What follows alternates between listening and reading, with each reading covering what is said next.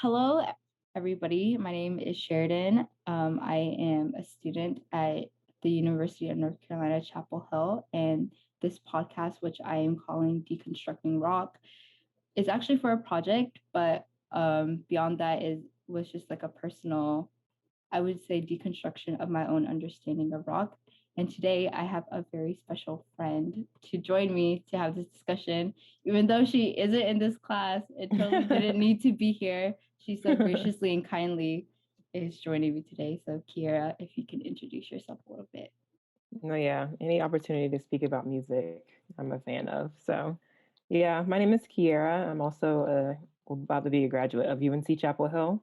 Um, I don't study music at all, but I just enjoy the subject as a whole. But I study Spanish and global studies at the university. Um, but I find that there are always ways that you can see an overlap between subjects. If it's a really good subject to speak about, you can find ways to overlap those studies. So I'm sure we'll find a way to have both of them be related to each other. Most definitely. So, before we get into the heavy content, I kind of just want to talk about um, our knowledge, history, background, just what we have experienced with rock and other genres that are related to rock. Um, I'll let you go first. Do you listen to rock? And what kind of other genres or people do you listen to? Yeah. If you'd asked me like a couple of years ago, I probably would have given you a staunch no, because my associations of it were very loud. Mm, It's very loud music, and it's not what I normally listen to. I consume a lot of R&B. That's mainly what I listen to.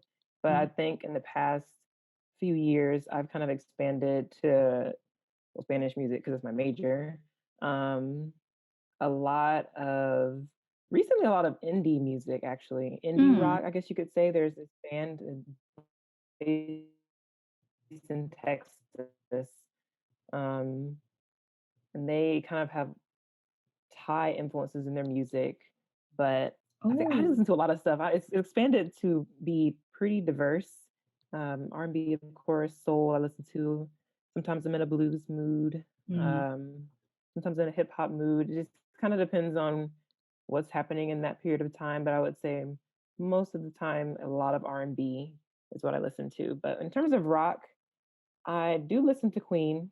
I know they're pretty well. They're like one of the most famous bands.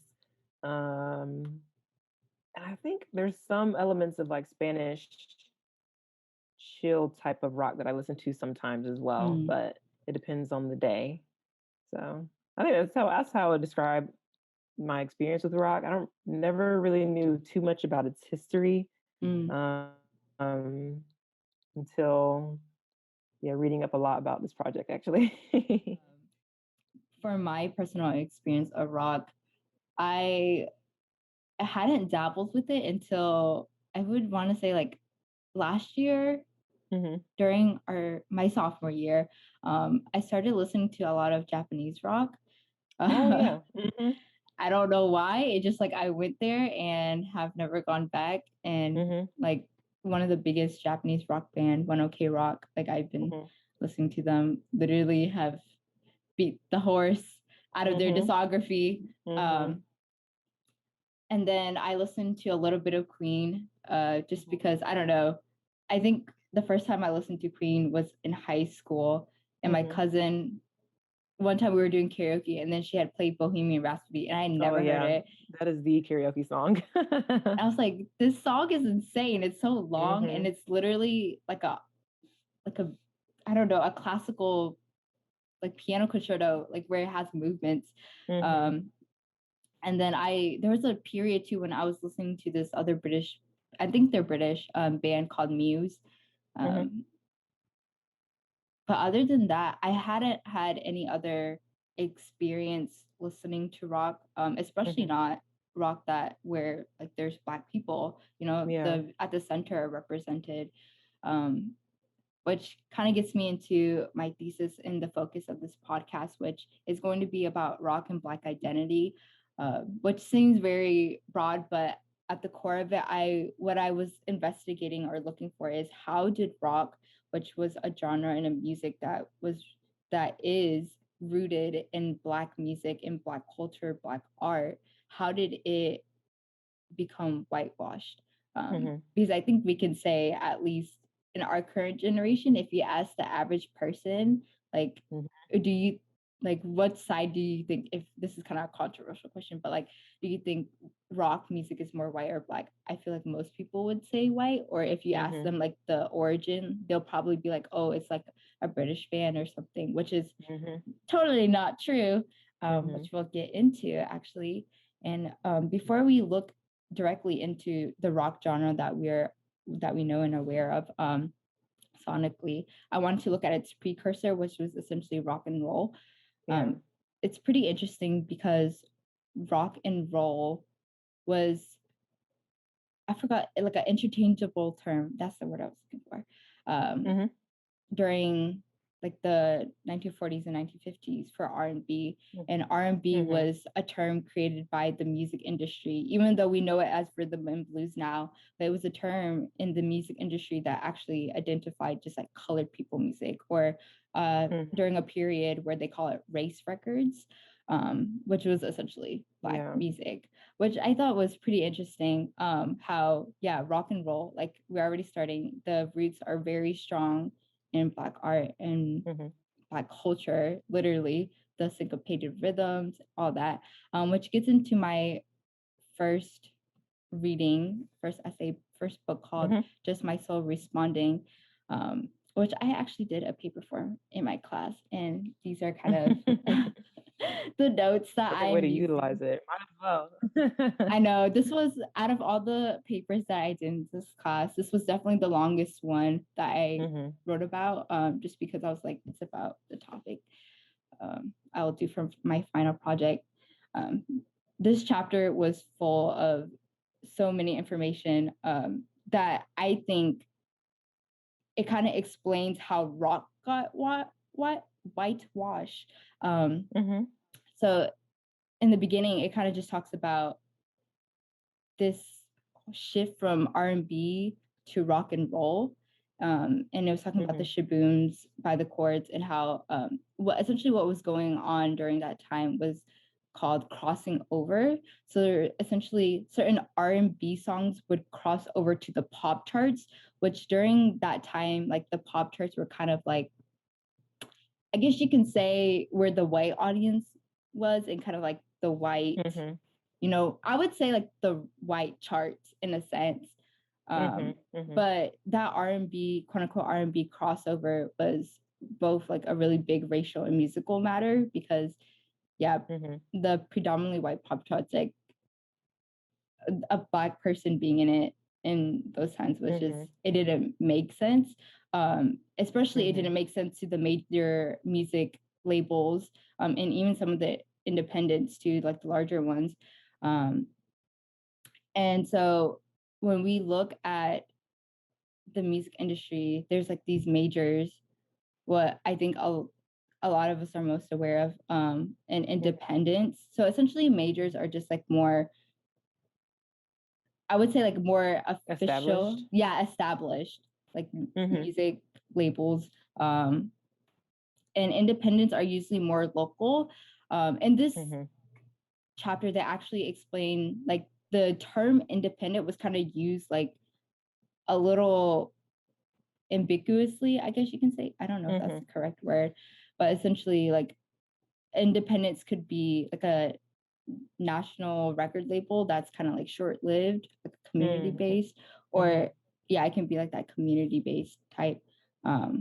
But larger labels had more of a established style, and versus the smaller ones, because they were just underfinanced. They couldn't keep up. If it was talking about like how if they had a hit record, like a smaller independent label, it could like actually financially hurt them, because they wouldn't have enough resources for like selling the records and stuff. But the growth of R&B played such an important part for independent records, because during that time of like the 1940s and 50s, and just music history in general, the major records weren't really interested in R&B music because it was Black music. Yeah. I found that And to be interesting. So, well, I think about like, especially coming to in the 1940s. Um, I always try to think about the historical context that was being the foundation for a lot of things in like music, for example, and just social life in general.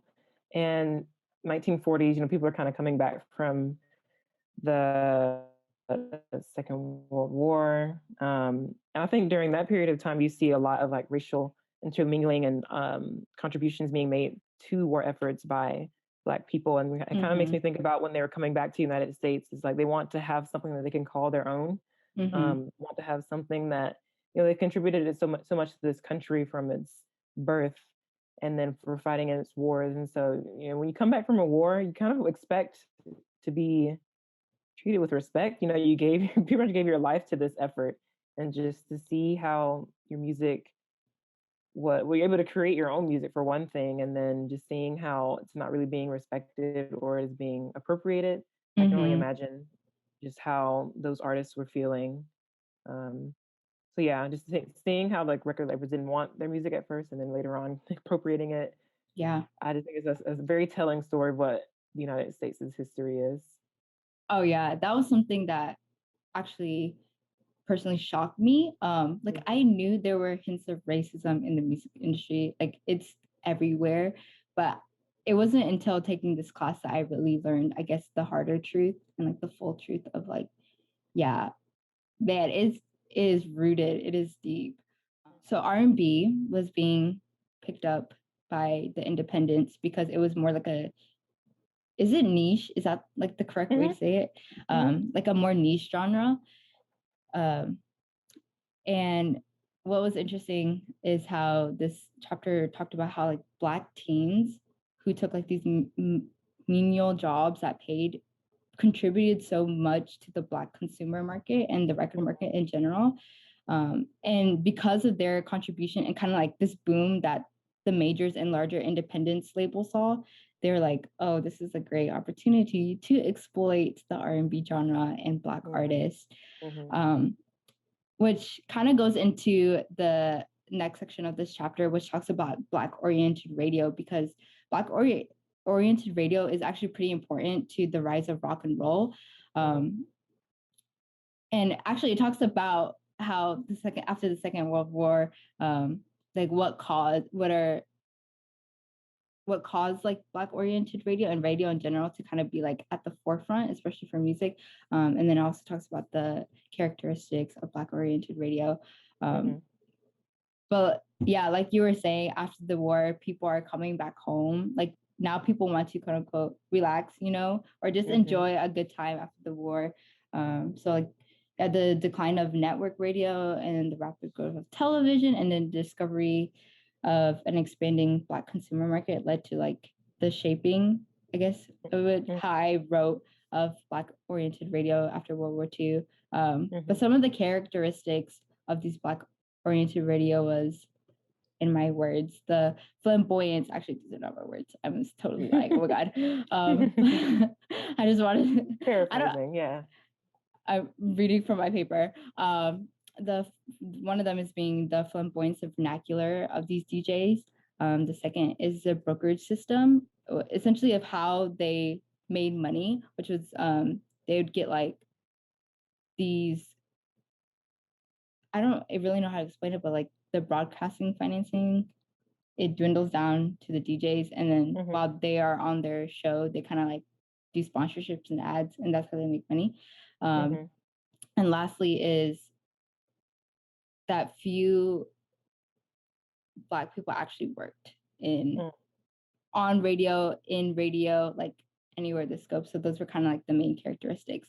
But what I found really intriguing about this section and kind of important is talking about just like the role of Black DJs and how, because the music industry has been white dominated for so long, these Black DJs had to kind of pretty much confined and like, or assimilate and form to the rules of their white higher ups. So yeah, I was talking about like how DJs couldn't even speak about like racial politics, because if they did, they could be like reprimanded or have some type of consequence and essentially have their jobs on the line, versus like if a white DJ, talked about it probably won't be to the same extent, like the punishment. And how that, in a sense, too, kind of played somewhat of a role into kind of like the Black movements that were happening during that time, like with the civil rights and other like Black empowerment movements, and how their lack of speaking out kind of said something, but these DJs too felt like troubled that they were not able to talk about what was so important to them too, because outside of, like, regardless of in and out of radio, they're still Black, and these matters, like, of course, they're so important. And yeah, like reading how these DJs had to like they had to follow these rules, like the code of conduct, like the broadcaster creed. Yeah, it just shows like how this power dynamic, it's like not only within the labeling and like the charting of Black music and like R&B, but it's even in like radio, where there is the racial power dynamic. It makes me think about what is deemed professional, and I think that term is always changing. I think still to this day it's very contentious, because what is often deemed as professional is what's most in line with what is white and those white standards.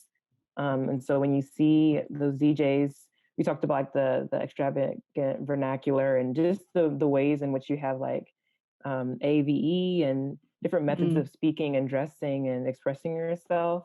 Those are kind of deemed as other or not professional. And so you have to assimilate and pretty much not be your complete self in these spaces in order to be accepted, in order to keep your job. And so how do you straddle the line between pretty much doing what's right and speaking about issues that are facing your community while also keeping your job? Like you kind of have money in order to afford to live, but at the same time, at what cost does it come when it means that your community is suffering and not being, and pretty much being exploited? So. Like that's what always gets me, is like they saw Black people as other than and like use them, but later on we would find, especially like with rock and other like genres that spurred out of rock, like they have such an intrigue with them at the same time, like exoticizing them and like almost like going to the zoo and looking at the animal type of like feel. So it's like, you want them for pretty much just entertainment purposes. Yeah, that's definitely the role. I think that's what has been demonstrated historically. And not even just in the United States. I'm kind of like mentioning my own studies within like learning about global studies in Spanish, and that same thing happened in Cuba, where you'll have Black people are kind of only meant to be put into certain roles. So like the athlete, the musician, the dancer, and never anything that's highly intellectual. Not to degrade those other positions, but in terms of other like professions, whatever it may be, you're kind of, or the nanny too. Like historically in the United States, it was called the mammy character, but just seeing how you're supposed to be fit within certain roles and how you're othered and the characteristics about yourself and your community. From the outside, people are looking from the outside and be like, oh, that's so foreign, as you're saying, exoticized. And then at the same time, they take those same elements that they deem as less than and then appropriate it and then make it appeasable to other audiences and benefit from it. So very sad. Which actually, what you just talked about is a great segue to the other section of this chapter, which is talking about the white and Black audience, and essentially how, like, what was interesting is like the young white population was having such an intrigue with R&B, and there were kind of different ways, I guess, that white youth would be consumed by R&B, and the ways that I listed was either one, to simply find new music and or intentionally rebelling against their white middle class expectations. And then the chapter goes in depth about talking about the gender roles. So for white men, it was acceptable for them, and like there wasn't anything wrong with them partaking in R&B, which is how we have Elvis. Yeah, it's like that was okay. But if white women were to even listen to and go to concerts, they were deemed as troubled or indecent. And we can see like this color-coded double standard to when it comes to like white, like the fandom. So it was talking about how like white women were, it was okay for them to like fangirl over white R&B artists like Elvis, than like another Black R&B artist, just because, yeah, simply the color lines, the racial lines.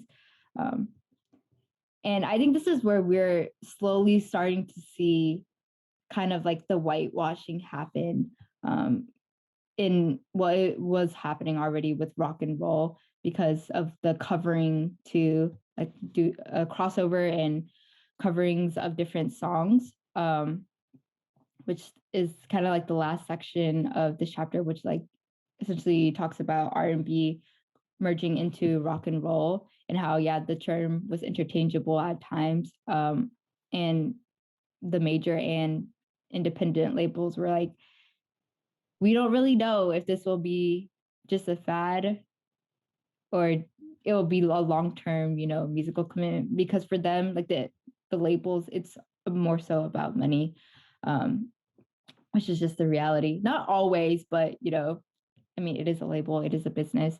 And talking about how these covers, how usually the white covers were not only just of like, big Black R&B hits, but also of smaller ones too, and how they charted like much, quote unquote, much better than the actual original songs themselves. An example that I had found thanks to history.com, which is probably not a most reliable source, but in their article, they talked about Etta James' Roll With Me Henry, which later became called The Wallflower. And I later learned that she redid the song, or like did a cover to her cover song, because Georgia Gibbs also did a cover of Etta James' Roll With Me Henry, that same year to 1955. And I wanted us just to listen to a little bit of both, starting with the Etta James one and then listening to the Georgia Gibbs cover, and just talk about from what I read too, about the differences between them, and yeah, just any connections or anything else that we want to talk about. So, hey baby, what do I have to do to make you love me too? You got to roll with me, Henry. All right, baby. Roll with me, Henry. Don't mean maybe. Roll with me, Henry. Any old time. Roll with me, Henry. Won't change my mind. Roll with me, Henry. All right. You better roll it while the rolling is on. Roll on, roll on, roll on. While the cats are falling, you better stop your stalling. It's intermission in a minute, so you better get with it. Roll with me, Henry. You better roll it while the rolling is on. Roll on, roll on, roll on. Oh, oh. okay, so that was Etta James recording. And then now we'll listen to Georgia Gibbs' cover of Etta James' Roll With Me Henry, which was titled Dance With Me Henry. Hey, baby, what do I have to do to make a hit with you? You gotta dance with me, Henry. All right, baby, Dance with me, Henry. don't mean maybe. Rock with me, Henry. Any old time, Talk to me, Henry. don't change your mind. Dance with me, Henry. All right,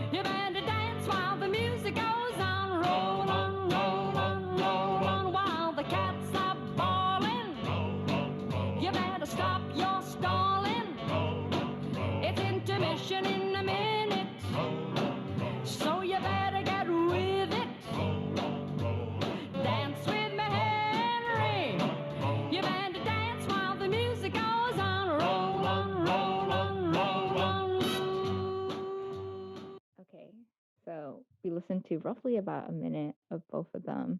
Mhm. What were some of the things that you noticed or the differences, just any comments that you had between these two records?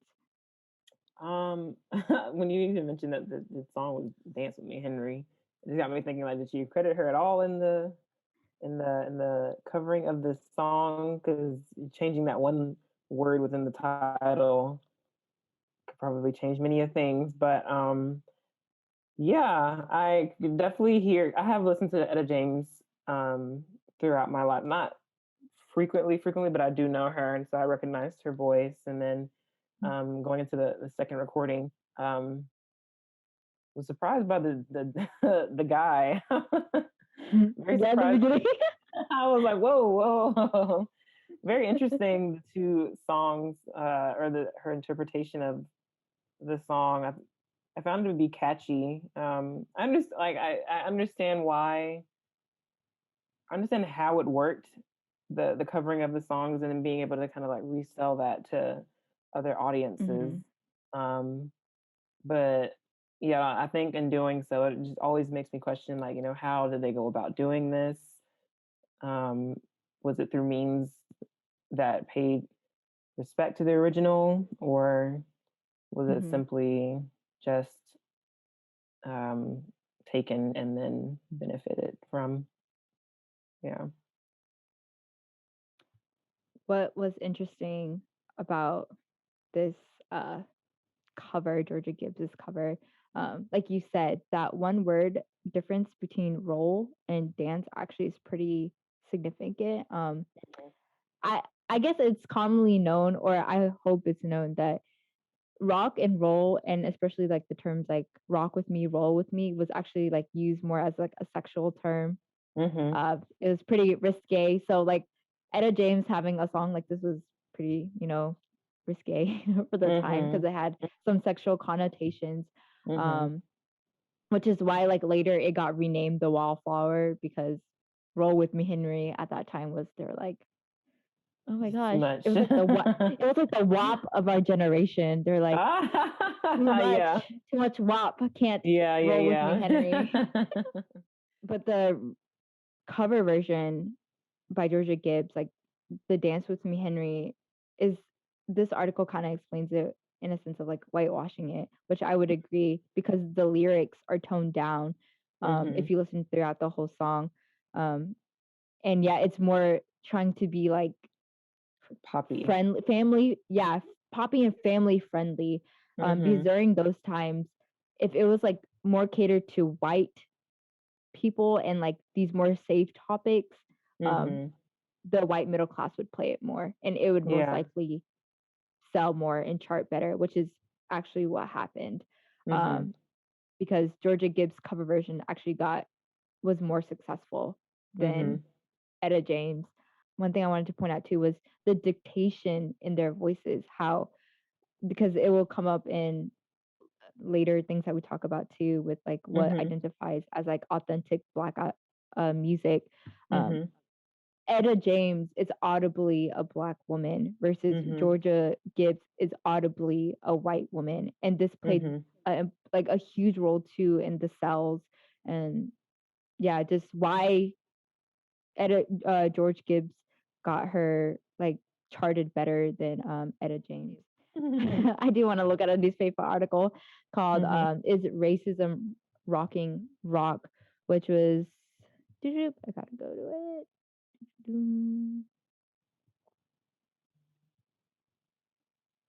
Here we are. It was an article written on January 16th, 1983, or published, I should say, written by JD. I might mess up this person's name.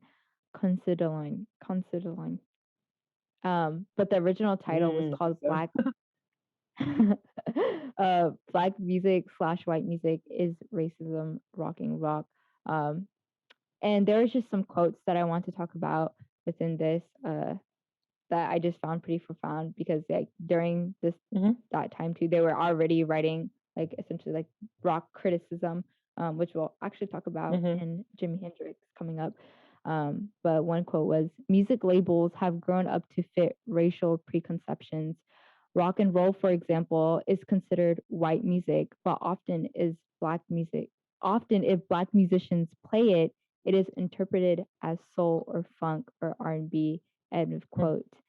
Another quote, of course, such labels aren't immutable boundaries defining the listenership, influence, or even origin of the music involved. All too often, though, they are taken as definitions and end up blocking bits of our musical culture into separate boxes with separate audiences. Which I feel like these two quotes really kind of talk about too what we just talked about with the labels having, just their ways of kind of manipulating Black music and Black art and Black musicians for their own benefit. Yeah. You weren't allowed to branch out at all. Well, I guess some people Exactly. were, but even if you did, as it says in that quote, was interpreted as soul or funk or R&B, and so there was not much room to expand your catalog. Pretty much, yeah, kept you boxed in to a certain audience, certain music style. Yeah. And then it talks some other people that were mentioned in this newspaper article. Brian O'Neill, who was a songwriter for the Bus Boys at the time, and the person JD, I'll call them, asked them, essentially questioned them like, who put these racial barriers up in rock and roll? And he said, none of this could have come about from any one event. It is a combination of many things, some of them commercial, some of them social, which I think is exactly what we were talking about too in the what is the title of this? Just My Soul Responding, I Hear You Knocking, Chapter 1. How, it's like everything from the music industry, the way that they labeled and charted, from radio, like what songs played too, because any Black music or Black musician actually had a harder time. Like they were not given the airplay time that they deserved compared to their white counterparts, which is why most of the times white covers like the Georgia Gibb cover, Dance With Me Henry, charted better than Etta James, the original. And just also like the white youth intrigue with Black music too, like all these things, and then also some people's like desire of wanting commercially wanting Black music because it sells at some point, it eventually sells. So there's like a whole lot of things that are going into why rock and roll became whitewashed and why like these racial barriers were put up. And that also goes into, there's another person, Dave March, who was a Rolling Stone contributing editor that they interviewed for this article too, and just commenting about this like diverge between Black and white pop. He said, you see, I think that the idea is that rock and roll has not just been mistakenly identified as white music, but that it has been identified as European art music, that European art music is the key to its tradition, which of course is all wrong and totally backwards. This quote was, it strike a chord with me, and it made me really think, as a music major who I feel like I can see the apparent racial divide between like these European art forms and Black musical art forms within my department, because the classical department is so separate from the jazz department. And in a sense, it almost feels like, and this is just my personal opinion, my interpretation, it almost feels like at UNC, the classical department is held to a better, like, I don't know, it's just like put up more, put on a pedestal, pretty much. Yeah, put on a pedestal. Not to say that the jazz department doesn't get their recognition, but it just doesn't seem like they do in my eyes as a student. Which always, like, I've noticed that right away from the get-go. And I felt like this quote is like, rock and roll not only like was it mistaken as white, but because like people started to, especially when the British invasion came, which is like when groups like the Beatles primarily, which Dave Marsh talks about how like later on he's like, blame the Beatles, for kind of like this whitewashing of rock. But I think there is some truth to that, in the sense that because they are European, and a lot of people associate rock with this British bands and European bands. How there's like the whole like we admire European art and music and just like that culture. So it's put up to just this higher pedestal and like it is something higher, but like Dave said, it is all wrong and totally backwards. Yeah, I think the quote from Brian O'Neill, where he says it didn't come from one event; it's a combination of things, and I think the word systemic, I find it to be overused, but at the same time, is very true, in that the way that things are today and how we understand, like for example, what is classic? Who defines what classic is? What makes something classic? Who is allowed to determine that? Who is America? Even we want to talk about like the people who have contributed to the country in itself, like who is America when we think about it? Who is the person that we think about behind this music? And these issues, they don't come from, or these questions, they can't be answered with a simple determination of like pointing the finger to one specific community, but at the same, it's really a byproduct of yes, society, the way that it's been catered to favor certain communities over other ones, and how over time that just kind of snowballs into what we have today. Since we've been talking about rock and roll, I feel like it is time to talk about Miss Tina Turner, who herself is known as the queen of rock and roll. And if it wasn't for you, Kierra, I wouldn't have added her into my project. So thank you so much. And a reason why I would have even have found her and added her is because in my personal research, she actually didn't come up. Which I think says a lot about what we'll talk about later too, women's role in the music industry and especially in genres like rock and roll. But as we know, Miss Tina Turner is the queen of rock and roll, a rock and roll icon. There was an article that I had found by PBS, and they titled it "How Racism Pushed Tina Turner and Other Black Women Artists Out of America," and it essentially just talks about it. Starts by talking about Tina Turner and then other Black artists such as Josephine Baker, and essentially why I don't know if everybody knows or people know that Tina did start her career in the United States, but then eventually moved, and then she moved to Switzerland, and her reasoning was because she did an interview on February 21st, 1997 on CNN with Larry King, and Larry King asked her about that, like why she moved, and she was saying like partially because her success was elsewhere, and also her boyfriend lived, over there too. And then Larry King was saying like, "Oh, but you're a superstar here," and then Tina says, I quote, "Not as big as Madonna. I'm as big as Madonna in Europe. I'm as big in some places as the Rolling Stones." And I feel like this quote kind of touches on things that we'll talk about later about women's roles in, rock and roll and rock in general, but also just, like what we were talking about, the hierarchy of, like, even with the cover of Georgia Gibbs and Etta James, Georgia Gibbs got more of the recognition. Like, a lot of people know her record more over than Etta James. And seeing how even white women were, even though Madonna was kind of doing, okay, honestly, she was doing a different genre in a sense. She was doing like disco, funk, all the club scene stuff. But yeah, for that comparison, because a lot of people do know Madonna, but a lot of people, I feel like, don't know Tina Turner. But she was literally like a Madonna. Like she said, I'm big as Madonna in Europe. And just to see, like, later on, we'll talk about how even though some of these Black musicians went to European countries, they were still exoticized. And they're kind of seen as like people found intrigue with them, like they accepted them more, but they were intrigued. The reason why they accepted them more is because they were intrigued. They were like, you're so otherworldly, which is,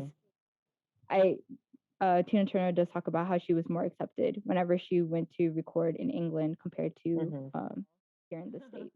Yeah, I remember. So I have known about her for a long time, but it's because of her husband, her ex-husband, I should say. And I remember one of the quotes. I did watch briefly a bit of the Larry King interview, and he asked her about her husband, who's Ike Turner. That's where she gets her last name from. Yeah. And it's very known that they had a pretty violent relationship. He was very abusive to her. And then I can't remember the exact question that Larry asked Tina, but I think he asked like, "Do you still talk to him?" I always kind of that question. I'm like, why are you always forced? Why are women always forced to engage with people who have been abusive towards them? You know, you don't have that same expectation for if it was flipped. You know, and thinking about how firstly she's associated with her husband all the time and violence that comes along with that. I think more often than not shines over her success as a solo artist and her success as just like a queen, the queen of rock and roll. We're always kind of thinking about music quotes that allude to their relationship, and I think it speaks about the obstacles that especially Black women have to face in getting their name solidified as one of the greats. And you know, we do associate her as being the queen of rock and roll, but there's just so many other elements that complicate that title and complicate our associations with her. And that quote, especially like I'm not as big as Madonna, it reminds me of Viola Davis talking about how she gets so much recognition. She's like, "Oh, people are always saying you're great, you're great. Well, why don't I have the accolades to prove that? You know, if you view me as someone who's one of the pioneers in my industry, why are you not rewarding me or giving me the respect that would apparently come with it?" So I think there's a lot of challenges that come along with Black women and very gendered challenges overall that women have to face in terms of not even within rock, but just music and the entertainment industry as a whole. But yeah, that quote definitely stood out to me because she had so many things to kind of overcome and why she had to go to a completely different country to be recognized properly. And I also have a quote from Josephine Baker too, who also in the article says that historians have called her the world's first Black superstar. But just like Tina, she found her success in Europe. And she would eventually come back to the United States during some of the Black empowerment movements and Black movements. And she spoke somewhere, it didn't say exactly where, in 1952. And she tells her reason of why she left America. And this is the quote: "I ran away from home. I ran away from St. Louis, and then I ran away from the United States of America because of the terror of discrimination, that horrible beast which paralyzes one's very soul and body," Baker said. Which I think, even though Tina Turner didn't explicitly say that, I think she also probably felt the same sentiment too, because later she would say how like, yeah, people didn't want her as her whenever she went solo, you know, and they didn't want R&B Tina or they did want R&B Tina and soul Tina and not rock and roll Tina, but Tina wanted rock and roll. And it wasn't until she, you know, went off to Switzerland and was recorded in England, in London, that she felt like, I think in the article it also says too, like when they interviewed her, like she found freedom. That's like when she found freedom. It could be Tina, which gets us into our second section, which is rock. So we have finally come to this point. So as we talk about rock, I wanted to actually talk about an article that I found that was published for the Philadelphia Tribune, which is an African American newspaper publisher. I think that's the best way I could describe it. The title of the article is called "Who Says Whites Have a Lock on Rock?" And it was published January 5th, 1996. And the writer was Linda Lane. So when she interviewed BRC's national president, Bruce Mack, at the time, he said the following, explaining like how Black people have forgotten, like essentially rock music is Black, or it's Black. He said, No longer would you see images of musicians like Bo Diddley and Chuck Berry in action on the guitar, but performers like Elvis and Buddy Holly would grace the covers of tons of magazines, page in the newspaper, and footage on the screen. No longer could the Black community identify with this music, thus pushing it aside to let it be claimed by others. And then another quote by Chuck Treese, who was the founder of Black Beans, which was a band, a rock band that was playing at the BRC's concert that day. He says the following: Black people have not taken in it, as in rock, into the neighborhoods and used it as a form of education musically. Maybe if people took Chuck Berry and Bo Diddley as serious as they took John Coltrane and Charlie Parker, then rock would have more of a fluid motion. Jazz is like the Black people's Bible, and blues is the last thing that young Blacks go to for music. Okay, with regard to the last quote, like Black people are not taken into the neighborhoods and used as a form of education. That one stood out to me because that's what's been done a lot for hip hop and rap music. And I think now you're seeing more and more communities kind of using hip hop or coming into the hip hop scene that are not Black. And maybe it's following the same trajectory that rock music, maybe not to the extent that rock music has become fully associated with white artists, but you're seeing more and more involvement from white artists and other people who are like contributing to the hip hop scene. But in terms of rock, I think that's definitely true in that, yeah, we have, at least in my experience, it's not really been something that I've seen my family play any rock music. It's not something that is really played around when I was growing up or still to this day.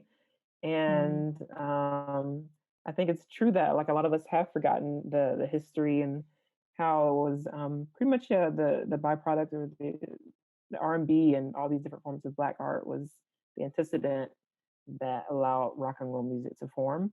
And so seeing these different pictures of people who are the forerunners of rock music, it's I don't know. I wouldn't say like I'm sad about it, but at the same time, I'm happy that people are having conversations to be more involved in the music as a whole, even though it's not really like my cup of tea. Because sometimes I feel this might be like a stereotype, but some forms of the rock is very angsty, and so I'm like, I really it's not my preferred version of music, but I'm happy that people are able to kind of come back to this form and see that, yeah, we did have a large part of what made this music what it is today. And so it's completely right actually to put myself in these spaces. Yeah, I think what you said, like, even though you yourself do not, personally listen to rock, or it was like, played in your household traditionally, I think it's still important to kind of embrace, this genre and other, I would say like other genres, art forms, entertainment forms that are still rooted in one's culture and identity, because there are, in my eyes, like, it helps advocate for those who are in the field that feel like they are being alienated and just struggling, So as we talk about rock, how can I not mention Jimi Hendrix? And I want to look at Just Around Midnight, and I wanted to focus on chapter 5, which talks about the Jimi Hendrix experience, and just Jimi Hendrix himself. So in this chapter 5, it like kind of gives some background of Jimi Hendrix and how a lot of people try to box him in, but personally, when he was interviewed and asked to like identify his genre or like, label what he did, he said the following: what I don't like is this business trying to classify people. It's like shooting at a flying saucer as it tries to land without giving the occupants a chance to identify themselves. I think, in other interviews, it's noted too, like Jimmy would use like supernatural words, or just like not really ways that we usually describe like our music, our sound, our genres. Like it's like otherworldly, dystopian. which I thought was interesting because yeah, oftentimes it is like what we talked about too earlier with rock and roll, like these creation of labels, like the labels itself aren't bad, but it's what we do with them afterwards and how we make them the permanent definition of a person, of the music, and we create stereotypes into them. And yeah, there was like a obituary it was talking about that someone had wrote, and it like in the obituary it said it commented on Jimi Hendrix, and it said a black man in the alien world of rock and roll, which was pretty interesting because he was one of, I would say, the black rockers that were in the forefront, definitely. But there were still other people for sure that was there. But it's just like, it's so interesting that, like comments like that were being made. It's just really telling of the times. Especially since so many people took influence from him too. Like, yeah, I would see the alien when everybody else is looking to him for the blueprint, Oh, exactly. Oh my God, he's literally the blueprint. It gets interesting in this chapter because it talks about the rise of like rock writing. And I think this is like where a lot of the quote unquote problems or issues come up too, which is like later talked about, like the Jimi Hendrix problem. But it seemed like, even though like because they had like British writers, journalist writers, and American writers, it seemed like people just could not understand Hendrix and could not accept the fact that he simply just did not want to be labeled. Let me kind of like backtrack myself. Rock criticism, it grew really in the mid late 1960s due to a combination of like general intellects who were like realizing, Jimi Hendrix and people before him, and also the countercultural, like leftist political movement. And this is a quote that I have that kind of like talks about rock criticism. It says, "This helped consolidate ideologies about what rock music was, wasn't, and ought to be. And in doing so, it produced ideas about what rock fandom should be, what it should value, and sorts of conversations it should conduct." So kind of like how Black oriented radio played a big part in kind of like the selling and the marketing of, these musics, these genres, and these artists. I would say like rock criticism played that same role too, with rock musicians, Black rock musicians, in the genre itself. Yeah, and I have another quote, like rock writing and of course rock reading offer new ways of fashioning musical composition into expression of one's identity. Now that I've like kind of give a little bit of preface, going back to what I was talking about, there's these other journalists. Man, I did not get his first name. Oh, Mike Gershman. He, in this chapter, it was talking about like what the criticism that he wrote about Jimi Hendrix, and I have this quote from the book. It says, "Gershman claimed that by chasing commercial success, Black artists were losing authenticity. Ooh, big word. Which was in turn being snatched up by white artists." Because yeah, in this article they were kind of talking about too how like essentially Black artists were giving up, like in a sense, giving up on rock, and like because of that, white people were picking it up too. But we know it wasn't. It's not like that. It was like white people were covering it, and they were getting more the marketing and just the promotion and publicity. And here's a comment from Mike Gershman himself. He said, "Here was a vision of music in which appropriations of Black music only added to white authenticity, while courting white audiences left Black musicians spiritually degraded and politically suspect." Yeah, I would definitely disagree that Black artists had just completely given up, and then there was given to white artists to make it authentic. Because as we said earlier, there's so many systemic things that play a role in how rock music is understood today. And if they had many barriers to face in terms of getting their music out there and having people view them as authentic, and so many different challenges that they had to overcome in order to, I don't know, say that they are established rock artists, While you have other, like the British invasion that we mentioned earlier, they're the ones who are being taken the most seriously. I wouldn't say that, yeah, the people just gave up. It was many other elements that prevented their success within the field, to the point that all other forms of like rock that weren't made by Black artists were the most popular. So yeah, that's what I would say. I definitely agree too. When I read that, when I just read this whole section about just these journalists' criticism, I was like, wow, there's a lot of. I think this is why it's important, and partially why I'm going to make this podcast public is because it's important to kind of like deconstruct this history, especially like for any type of history, but as we're talking about rock, and it's the genres associated with rock, because these journalists have such um, high standings. Like these are published things that other people are reading and consuming, and they will take on as truth as well when it's not. But I have some quotes, so I probably should say those quotes because it would be better. So one quote is from the book. It says, "Black artists are derided as toms for aspiring to make money, then cascaded for conforming to expectations of musical blackness on the part of white listeners, of one which Cohen is." And this was in reference to a criticism that I forgot his first name though because I forgot to write it down. Journalist that Cohen had wrote about Jimi Hendrix, and then I feel like this quote really speaks to what you were just saying before I spoke.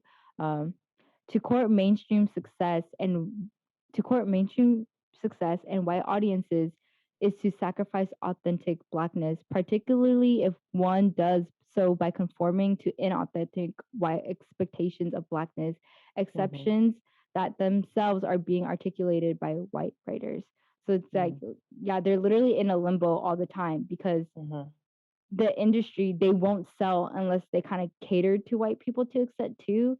But then they know like the origins of their own music and they just want to be themselves. Like even if they don't want to like quote unquote engage with the origins, because like not all music that black artists make or any people make have to be like always have a political backing. You know, people just make music to make music. But it's just like there's a different expectations for these black rockers, which I think what was put upon Jimi Hendrix as well. Which now we can kind of get into like the Jimi Hendrix problem. But yeah, rock writers in the UK just had like I talked about before, like this fascination with him and almost like exoticizing him because he was black.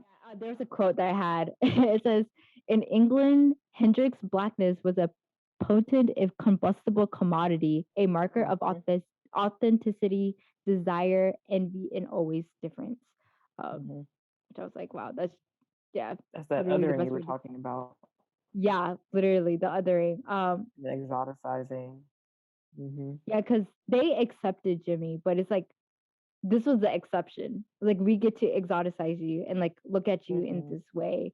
But yeah, going like this is where the Uncle Tom quote I think that I was originally thinking about. It's like people called Jimi Hendrix like within the black community like a Tom or Uncle Tom because he was doing white people music, because at that time rock was seen as white people music and like just associated with white culture. Yes, a lot of white journalists were talking about music journalists were talking about Hendrix, but also African American writers were talking about it too, and just like kind of like debating on his like credibility as a black artist, which goes back to like Jimmy just never wanted to box himself because I feel like his work too is really hard to define. Like yes, he is such a big contributor to rock and roll, and like we associate his sounds with rock and roll, but they're pretty otherworldly too. Like when you just listen to it sonically, like it to me, it's like creating a landscape and like a movie. It's happening sonically within his work, which I kind of want to talk about. One of his work, which this article brought up, was Machine Gun, and this will kind of go into like another discussion that we'll have about gender and masculinity within rock. Say more so rock in general has like this trend of like their music follows like the theme of violence. Like it was like this chapter talks about it.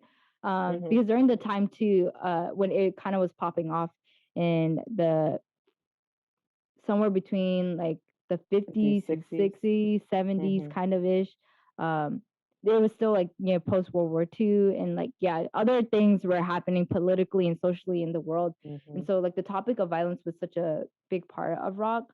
Also because like they defied, you know, like war. But for Jimi Hendrix, a lot of his work did focus on like this theme of violence, but he was one of the first people that a lot of people contributed to this technique called scratching on the guitar, which in this piece it emulates like the sound of a machine gun. But it also talks about, yeah, how like even though Hendrix made music that, you know, focused on violence, and there was such an obsession with violence in rock music, he didn't have the same type of like hyper masculinity that these other white rockers had when they made their, you know, quote unquote like violent rock music. Because there's a whole nother genre that actually came out from like this genre, which is like hyper masculine, aggressive, violent rock music, which was called cot rock, which they essentially called, how the book describes it, as music making in which performance is an explicit, crude, and often aggressive expression of male sexuality, in which Hendrix has been accredited to. But I feel like Hendrix wasn't his sexuality and gender and masculinity wasn't on the same wavelength as other rockers, you know.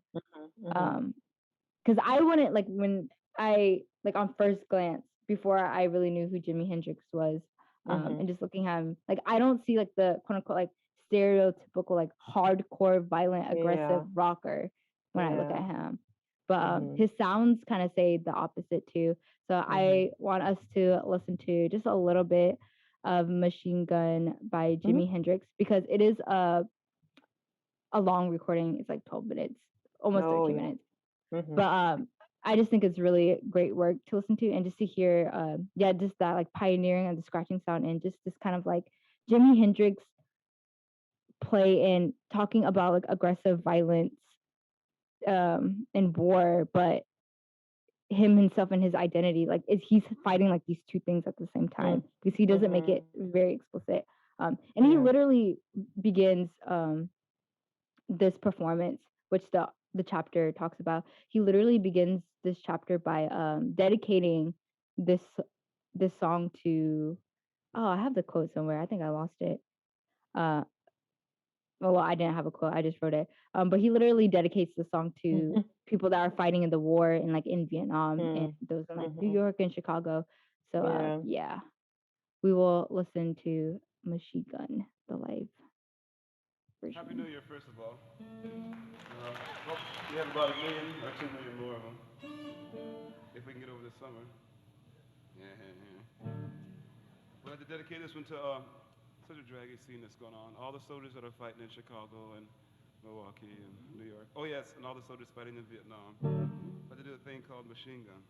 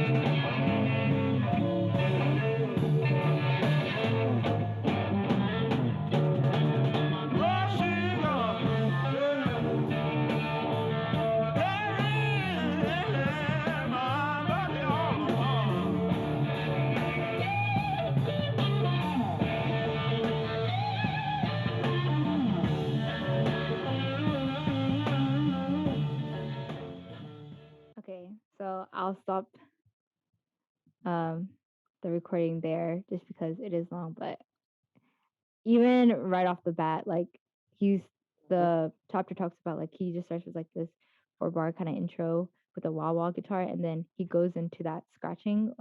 When it aligns with the drum, like the snare drum, it's like the sound of a machine gun. But yeah, just even listening to it, like the music audibly sounds pretty like male and masculine, and is on the violent side. But uh, in Jimmy's own presentation of himself, he didn't really, I wouldn't, in my personal opinion, didn't really play into like the hyper masculine, aggressive, like male stereotype that presented rock male. Oh yeah, go on. Yeah. Actually, this song kind of reminds me of the previous quote we were talking about, where I think it was like O'Brien or someone. He said that Black artists were kind of giving up on music, and then another person said that they weren't taking it to their communities. I feel like this song represents just the total contradiction of that statement, because he's essentially like he dedicates a song to the people who are fighting in American cities and Vietnam War, and I think about the commotion that was happening, especially during the 1960s.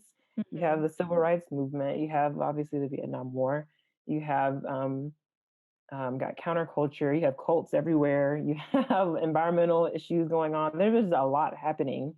And so I think his song demonstrates that he actually is speaking to these issues and doing it in a way that I think, I would say that it's not like hyper masculine, but I think it just kind of is able to demonstrate or capture, represent the violence we were speaking about that was prevalent throughout the world. As we're talking about masculinity, and just kind of like gender in general, I wanted to go into The Right to Rock, which was written by Maureen Mahone, and then focus on chapter 8, where she talks about gender essentially. And I wanted to start off with some of these quotes that I found from like the first couple of pages within that chapter. So the first one being, over the years, this blackness has been recoded and naturalized as white rock and roll attitude, a blend of the rebelliousness, sexuality, and cool that Black Americans often represent. Arguably, this is one of the ways Black identified rock and roll of the 1950s became white identified rock and roll in the 1960s. And then another quote, from Harlem's white jazz fans of the 1920s to the beats and rock and rollers of the 1950s to the blues revivalists of the 1960s to the rap fans of the 1990s, white Americans have immersed themselves in Black culture, finding in this exotic arena an exhilarating way to elude the stodgy status quo. So yeah, these 2 quotes, I just wanted to mention them because like they're so wellly written or written well. Oh my gosh, English. And it kind of readdresses like the whole whitewashing of rock. But I think then she goes deeper into like how gender roles play out for like white women, white men, and then Black women and Black men. And like it talks about how rock, I think most people would agree to, like we associate rock with like white male, and especially like white male masculinity, and essentially like they dominate the field, and there's always within rock like this, I feel like it's always been this way, like the hypersexualization and degradation of women, whether it be on the stage or off the stage. And for males, like they could be any part of the band, like they can be the vocalist, the lead person, the drummer, the whatever. But for women, most during that time, and most of the times what we see is like they just be the vocalist, or they are like the bass player, the keys, but they were never really given the full like leadership in a way, like the full male dominant leadership. Well, which we'll come to see change later as more girl groups started to emerge, like in the 1982 Go-Go's were the first all-female band to come out. And then the punk era grew, which we'll talk about too, in the 70s, and then a lot more female bands grew. And the Riot Girls are example of a rock and roll group or a rock group that definitely did not conform to the stereotypes of the hypersexualization of women. Um, but yeah, there's just some other quotes too that I found while I was talking about kind of like laying the basis work of these gender norms and what was going on. It says time in the field because Maureen Mahone was like, she calls it in the field, but since she was doing her research, like being with these people and their environment. She said time in the field was time in a male milieu. Did I say that right? I have no idea. I have no idea either. Oh my god. It's spelled Milieu for those who are wondering. And then this kind of goes into our talk about like Black women rockers. This is a quote. For Black women rockers, the challenges increase exponentially. Their gender and race marks them as doubly outside of rock and roll's white male club. And then she focuses on two groups. One being Faith, which was an all Black band, which had two females and two males, but the lead person of band leader, that's what I was saying, band leader and like main vocalist was a female, which was, oh my god, I'm forgetting her name. She was a female lead singer. And essentially they were just talking about how Faith was, they were pretty big, but yet they weren't given the, I guess, the professional platform that other Black rock bands were getting, such as Living Color and Bad Brains, which were very big, influential punk rock bands. And there's this quote that I had that was talking about like essentially why they couldn't get their break in the professional world. And it says the question was fast becoming not whether Faith was ready for the industry, but whether the industry was ready for them. Because essentially the industry had a problem with their image because they see, first of all Black rock band, the lead is a female, and they don't know how that will sell. And that kind of goes back into our even earlier discussions about like what will sell in the market. And with Georgia Gibbs and Etta James, like if it won't sell, they don't want it essentially. And then it goes into another group called Sophie's Toy, where the lead singer, she is a female as well, Black Latino, and how she kind of more so like played on the sex appeal part of being a woman, but did it in like ironic ways too, where like the example that they used was like she'll come out for the opening of a concert like wearing heels, but then like later like kick them off and throw them off, which I'm like that's very rock. But in her way too, her interpretation of kind of like breaking the norms, like it's like you give them what they want, but at the same time, like you destroy what they want to, like as you're doing it. But I have this quote: "The color barrier that Circo and Ramos refer to is a persistent problem from Black rockers. On the one hand, industry executives worry that a non-white band will be viewed as too other for whites, the primary rock audience. On the other hand, they are concerned that a non-white fan base will not be broad enough to sustain the band or that it will alienate whites." And one last quote to kind of end the talk about Faith and Sophie's Toy is, "Selling rock, especially the rock of female performers, is often about selling sexuality, and Black women's sexuality can be problematic."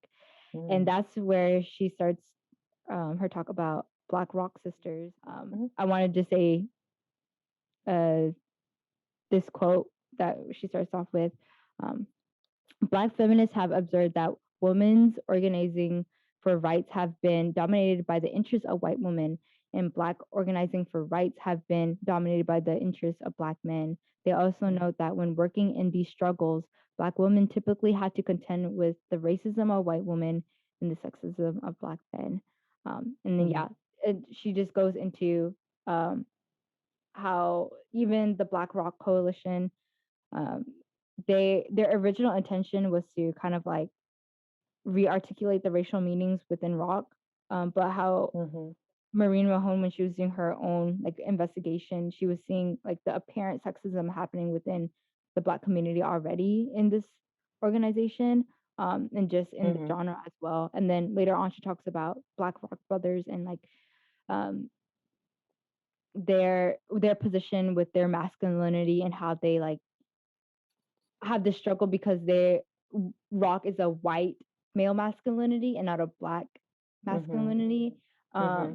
So how they have to fight with that, but they while doing so, they also put on sexism onto their black women fellow rockers and counterparts.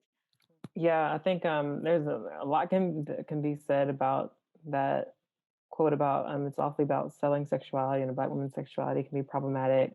And Mm. then like later on quotes that you mentioned too. And it gets me thinking about um just how black women's bodies are viewed as always tends to be Mm. inherently sexual.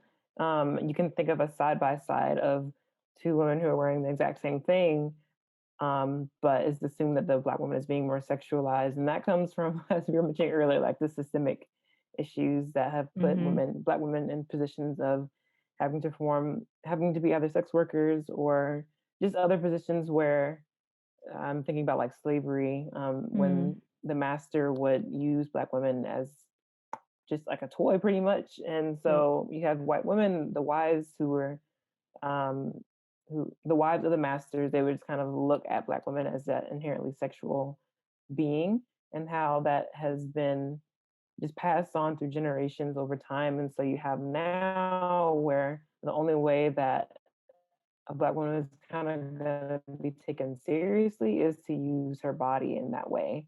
Mm. Um, and then, like you have some people who they have like sexual liberation. You have other ones who say like, you shouldn't use your body in that way. But I guess it just kind of depends on the person.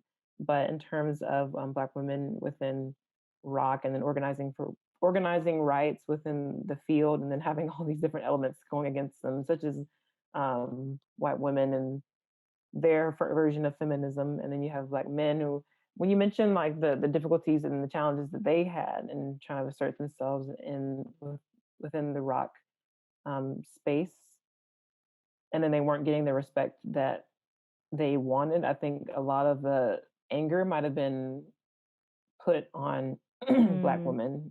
Mm. I think that's just what, I won't say all the time happens, but when you're facing an issue in one aspect of life, you're going to look for ways that you can dominate in others. And I think that's what been manifested in the relationships between black women within the rock field, and then the things that they have to overcome with black men being sexist against them, as Mm-hmm. well as white women for being racist. So there's a lot of challenges that we have to face, um, but it's a good thing to think about these things. It's really interesting for me when I was reading the section about Black Rock Brothers, because for them like the people that they were interviewing, or Maureen Mahone was interviewing, they were seeing the like Black female rockers, their experience to be like better than theirs. Mm-hmm. Like they had it. I like it. The best way that I can describe it is they like these Black brothers saw that the Black women rockers had it a little bit easier, and that they were getting more recognized and like getting their dues paid, or is that the right way to say it? Mm-hmm.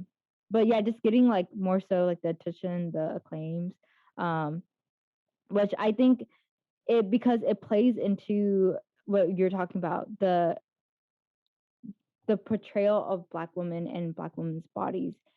Because most of the time, why they sell, like why some of these Black rock women bands sell, is because like they portrayed themselves in this Mm-hmm. hypersexualized way.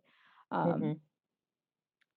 So yeah, it for me this was very, it's like conflicting, because you can see the internal conflict, because it's so easy to talk about Mm-hmm. the external conflict that happens within, that happens outside of the community, but then whenever you look inside the community, it's like, oh wow, like it's so like, how do I even go about discussing this, or even like breaking it apart and deconstructing it, which is also what Mm-hmm. Maureen Mahone herself too, she was talking about, like how, yeah, like for her it was easy to talk about the external parts of that were contributing into like the whitewashing of rock, But then when it came Mhm. time for her to integrate to her own community and like do research within that, it was Mhm. yeah, it's like it opened her eyes.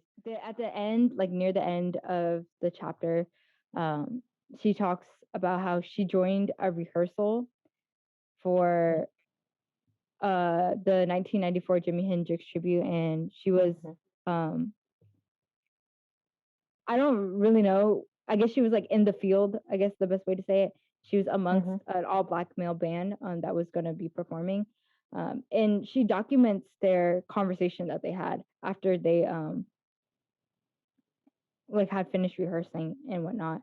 Um, Mhm. and she describes their exchange by referring to what film critic Edgar, I hope I said his name right, once said, and Mhm. saying, schizophrenic way of representing black males as concentrated at the poles of celebrity and pathology.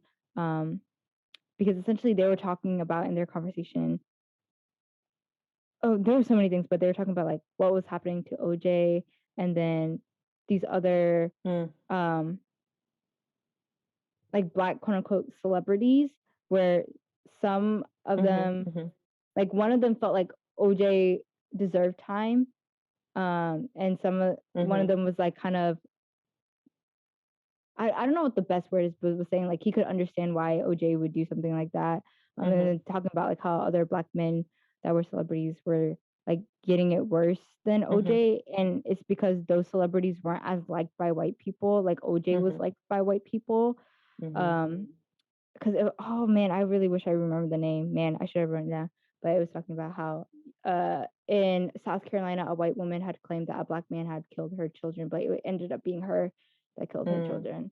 Um Mhm. and yeah, and like their conversation for her like really opened up her eyes into like how they see themselves as male, and then also like Mhm. what the brotherhood meant to them in the rock Mhm. community.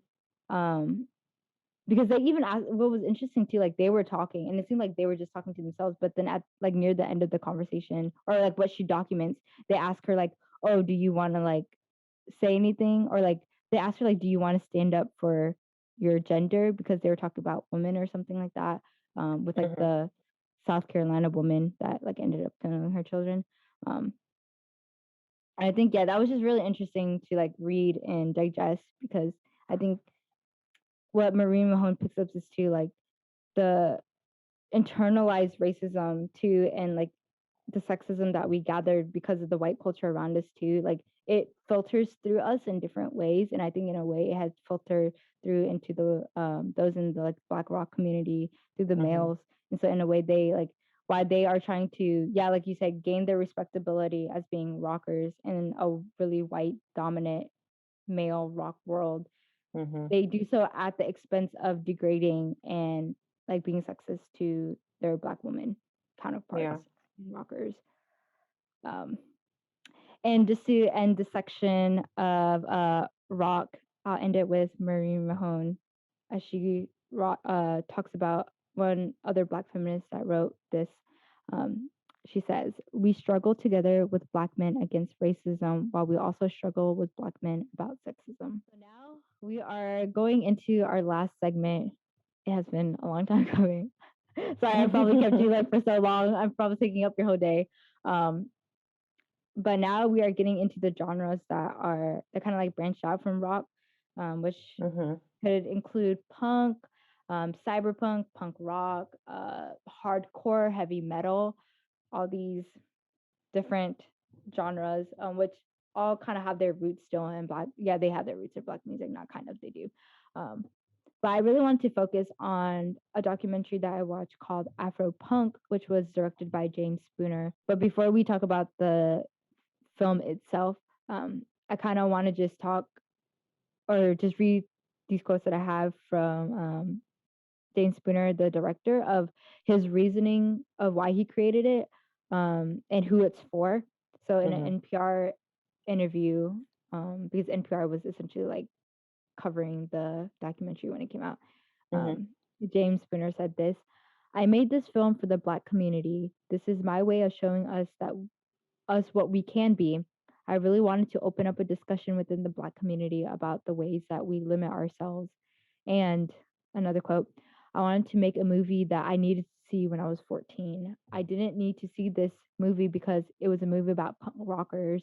I needed to see this movie because it was a Black liberation movie by people who I would consider my peers. So now that we have a little bit of understanding of why the film was created and from the word of the director himself, um, we can get into the actual documentary, which it was very interesting for me because like I could see a clear distinction. I don't know if you had watched the documentary or if you like read my notes. Um, but it was interesting for I me haven't to seen it. okay. Sorry, I think there was a lag. LOL, Zoom things again. But it was interesting to see how like the East Coast punk rockers had a different experience from the West Coast. Um, Mm-hmm. and so this documentary just documents a bunch of different Black punk rockers in the scene. Um, but I feel like it only really gave one person on the West Coast, which was Marco Jones. Um, Mm-hmm. and she, as she was talking about herself, she was saying like she essentially created like the punk yellow pages, Mm-hmm. which was called SoCal in Flight because it was like what was happening in SoCal, all the punk um, and other things associated with punk and like Black art. Like she was creating this list for people to go see in these venues, and she was also a DJ herself. Um, Mm-hmm. but for her, she was saying that like in her work, the focus is not because she's Black, but it's more so because she's a woman, which was interesting. And people like later on comment how because she like in the section that they talked about like romantic relationships, and it was pretty much about interracial relationships.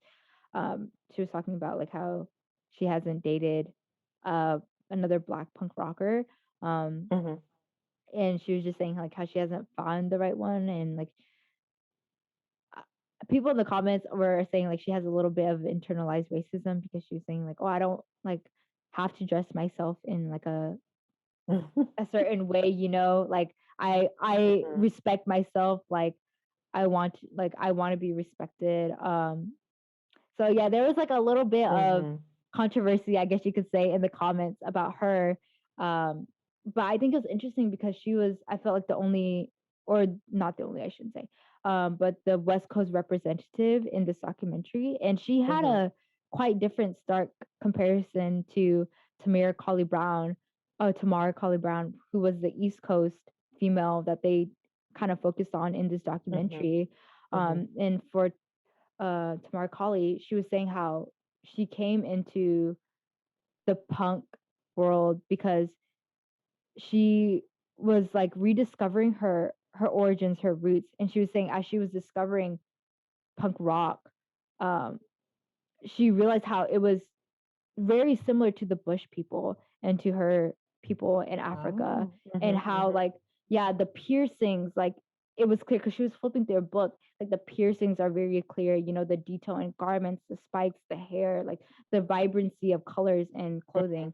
um when she was doing her own research, she was saying essentially being Black is being punk rock, you know, Mm-hmm. like it's an integral part because the culture has literally like you can really see it, the um intertwining of it, even Mm-hmm. on an aesthetic standpoint. Um, and man, there's Wow. just Cool. Mm-hmm. yeah, it was really interesting to see those two perspectives, like two women on two different sides of the United States, both Mm-hmm. in quote unquote the same, you know, sphere of punk, but their interpretations of themselves in their role. Because like for Marky Jones, she says it's not about being Black, but for Tamar Colley, it's about being Black, and it's about Mm-hmm. embracing her roots. Well, but you mentioned about her finding the connections between her roots as like the Bush people in Africa. That's really cool, and I never would have thought about it that way. Even like coming back to your roots, you know, like I think from the outside looking in, you're like, oh, those aren't your roots. Like, what are you talking about?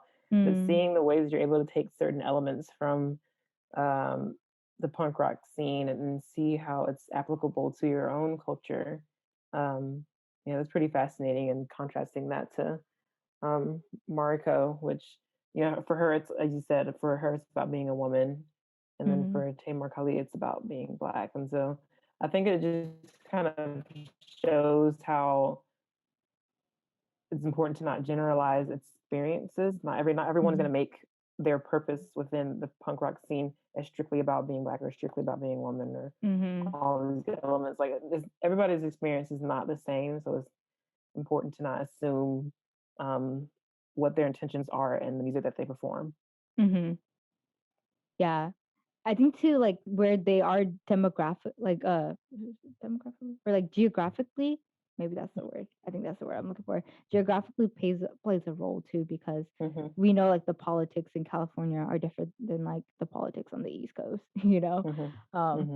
So yeah, I think for her, like even the community when they were like recording her and like showing, the scenes that she was in, it's quite different from the scenes that Tamar Carly was in, because it was like Tamar Carly was in like a club, like rocking out. Then, I mean, it did show like Marco like DJing a little bit, but it was like her, in her school, like in her apartment or her home or wherever she was. And just talk about, like the punk and rock community being so white.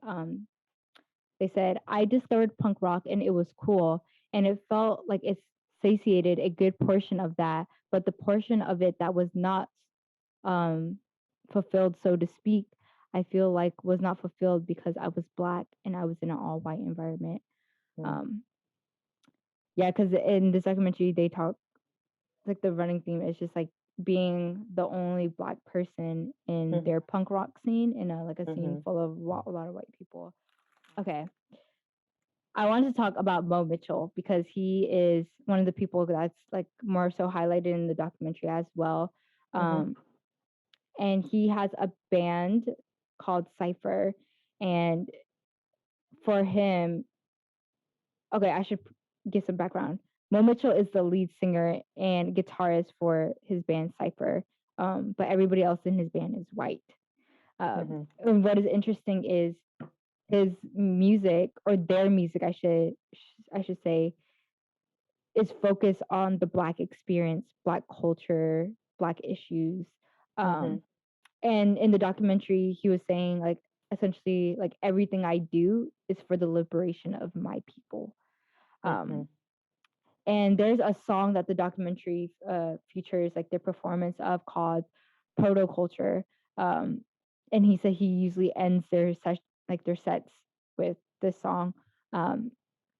And yeah, like right away you can hear the like what he's talking about. It will talk about Black slavery, and just like the struggles, and it has biblical references because he talks about Deuteronomy.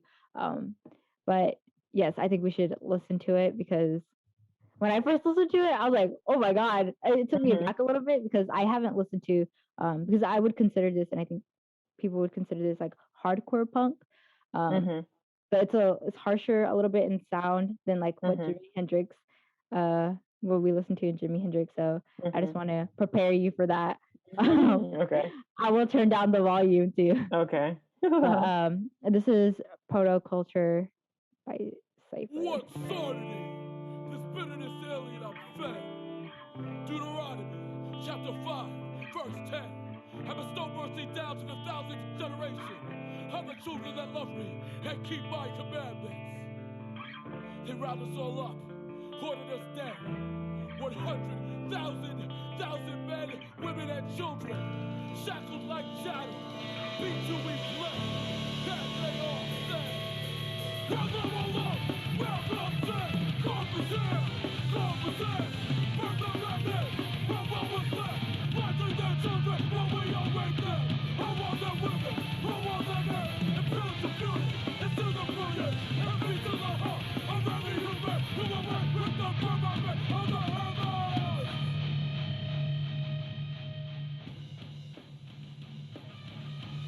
Okay, I'll stop right there too. that was pretty hardcore. Wow. Okay, let me just get your first thoughts on what you thought about that. Um, I felt not agitated or just kind of like not settled.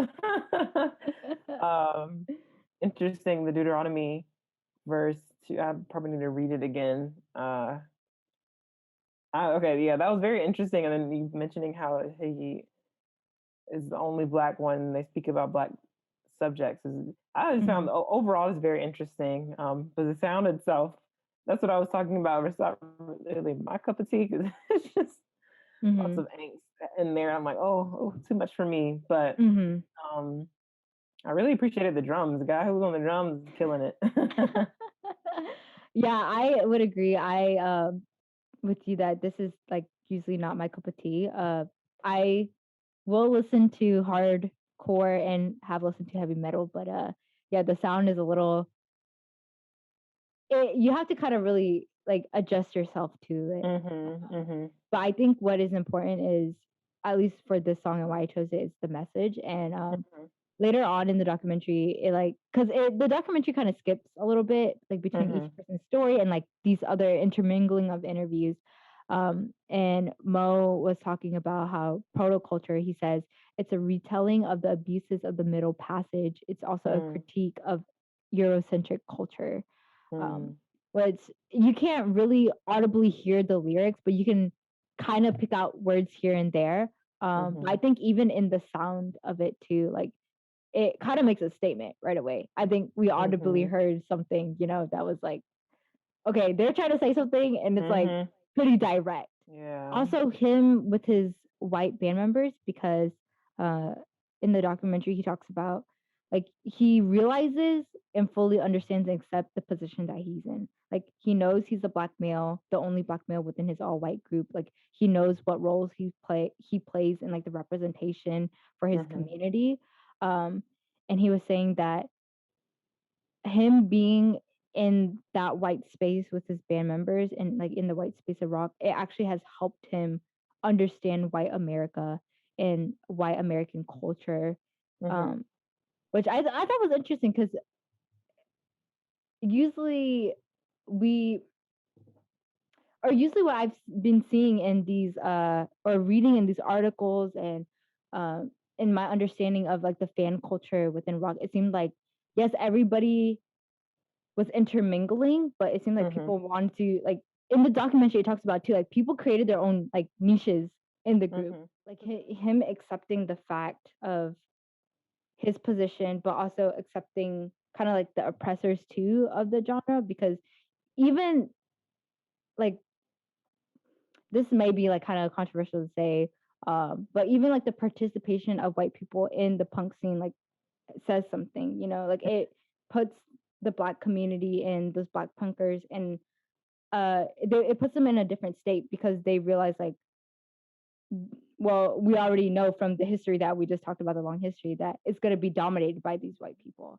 Right here talking about like, well, I was talking about the different subdivisions within the punk community, and these black punkers were talking about how it made them feel more alienated. And one person said, I don't want to be on the level of also like, you're black, I'm black, let's talk. And she's talking about like if she goes to a club or a venue and then she sees another black person. But in this scene itself, it's necessary because that is a problem. There's a wall that's been created, and I'm not sure if it's by us or by them, as in white people. And I apologize, this is not by she, but a he. Talking about their experience within punk rock. And also what I learned too from this and another article that I was reading, there's a term that they use in I would say more so the white punk rock community called safe black. And essentially it was a term used by like the white people in that community to categorize like black people that they can coincide with. And after that, it was like, it shares a bunch of testimonies from other rockers who had essentially experienced racism from their white counterparts. And there was a girl saying like one of her white punk rock friends or colleagues like saw her as authentic, but all the other black people as the N-word. Wow. And I was like, wow, that is very telling. Yeah. Of just like this deep, like you said, like this rooted like racism and kind of like twisted ideology of the community itself. And something that I don't know if it was in this or another thing that I read was how like it's interesting that punk rock is pretty much focused on like marginalized groups. Like it's about, you know, being different, and it's about like embracing that difference. And like it's okay to, like, if you're the oppressed, like we come together, but still at the same time within this group they still create their own subdivisions, and within those subdivisions they continue to marginalize each other, and it's like the cycle just continues over and over again. Even within a community that's like their intent, or what, you know, their intentions were, it's like for the oppressed and marginalized to come together. This, I guess we'll kind of go into philosophy, but I find that just telling of humanity in general. It's like even within oppressed communities, you'll find divisions and discrimination, and there's always this tendency to either other people or to choose something and make it valuable, and choose other elements of someone's being and consider it to be less than. But that's a talk for another day. Yes, that is very important though, and I'm glad that you brought that up, because that also kind of ties back into like what we're talking about in rock with the Black brothers and Black sisters. How like even within their group in the BRC, the Black Rock Coalition, there was still sexism. So there's still like, you know, within an already oppressed, marginalized group, there's already oppression and marginalization happening within the group, which is why like the women that were in the BRC, like they felt like they had to work so hard to get women representation within the group and like in punk rock. But the Black members in the punk community were talking about how even their own people were boxing them in and mocking them. And some of them were saying like they experienced violence. Like one person was saying like they got a bottle smashed on their head or something. And then it goes, Tamar Kali comes back, and she was talking about her experience of being dissed and harassed because she was wearing like this American like veteran jacket coat thing, and people were calling her like the white B word and like all these other just derogatory like sexist comments, like when she was walking down the street and stuff. But and then she says like while she's talking about that, like when she was embracing more her culture, like like, you know, like I talked about the piercings, the clothing, the whole visual aesthetic of rock. She was embracing more of that with her culture. She said, in quote, "To the average person, we were just doing some white shit." And kind of going back to identity, because I know I know this whole thing was supposed to be about Black identity and rock.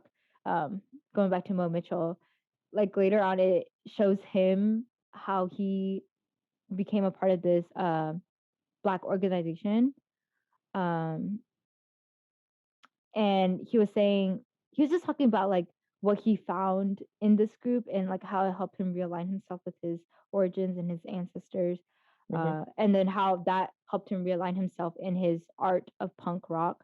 And he says this: "But I think what distinguished me and what distinguishes me from a lot of the white kids in the scene is I don't identify primarily as hardcore.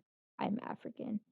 And I think that's really telling too of like how Tamari Kali feels. It's like rock and punk rock and all the genres associated with punk for them, it's not only solely because like it is, you know, the music, you know, but it's also because it helps them embrace their culture. Like they're seeing a way that they can integrate, you know, their ancestors into a modern way, into a musical way.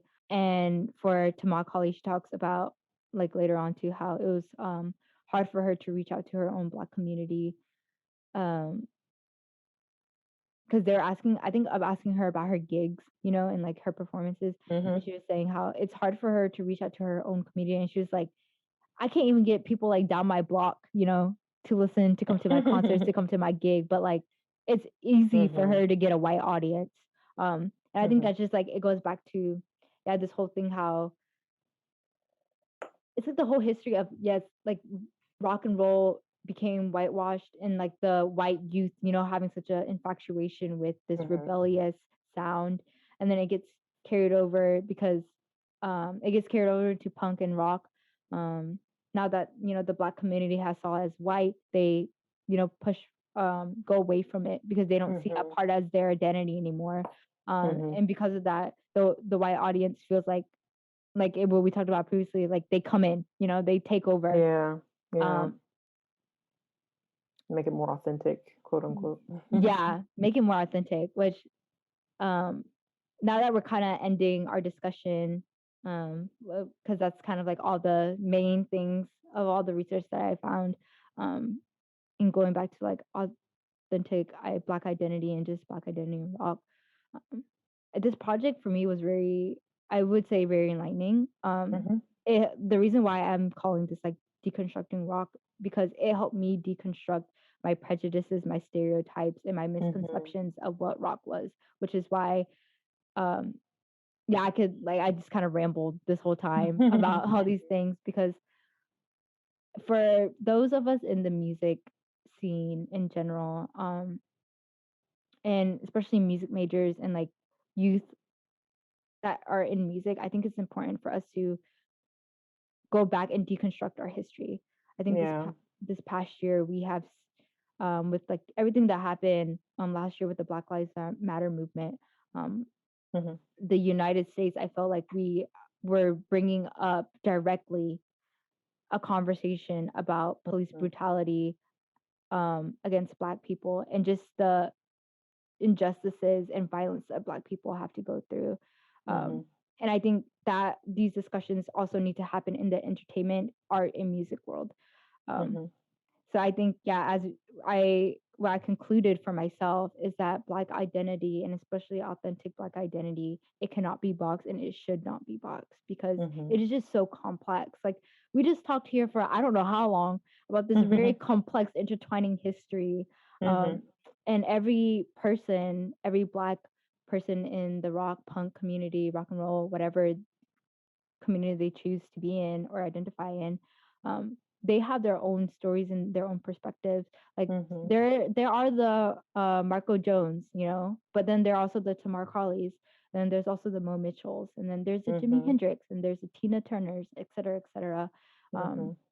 And for me, it was just interesting and enlightening for me to read their stories, hear their stories, and now like be able to work inside myself, like as someone who participates in Black art forms. Like, I participate in jazz, in the playing of jazz, the creation of jazz in my own work. I participate in R&B music. Like, these are all music rooted in Black art, Black culture. I think it's important for me to see how like that all ties into what I do too. Like, this is not just synonymous to rock. Like, all this stuff also affected those other genres too. Yeah. Well, thanks for inviting me along for the conversation, and I've definitely learned a lot, especially in terms of identifying certain people, because you can always say, like, Black people contributed to this genre, Black people contributed to the creation of this, but I think it's important to have specific examples of people that you can point to. Those being those who are like the head forerunners, as well as those who are smaller contributors, because I think it just kind of pays respects to people of our past that kind of brought us to where we are today. And I would like to echo what you said too about not generalizing experiences, not assuming that Mariko's experience is going to be the same as Tamar Kali, and all the other different artists that we mentioned with regards to contributing to the evolution of rock, from R&B to rock and roll to rock as we know it today. I definitely learned a lot, and I appreciate it all, and I'll continue to actually be more investigative. I don't even know if that's a word, but looking more into the scene of rock and be more open to listening to it. With that, I think we'll call this a wrap. So this is the end of Deconstructing Rock. Thank you so much, Kierra, for giving me literally, like, I think we spent like 2 or 3 hours just talking about this stuff, but thank you so much. I really appreciate it. And thank you to my teacher, for giving me these resources and being supportive. And those who are listening, have Yeah. a great day, evening, wherever you are. Goodbye. Bye.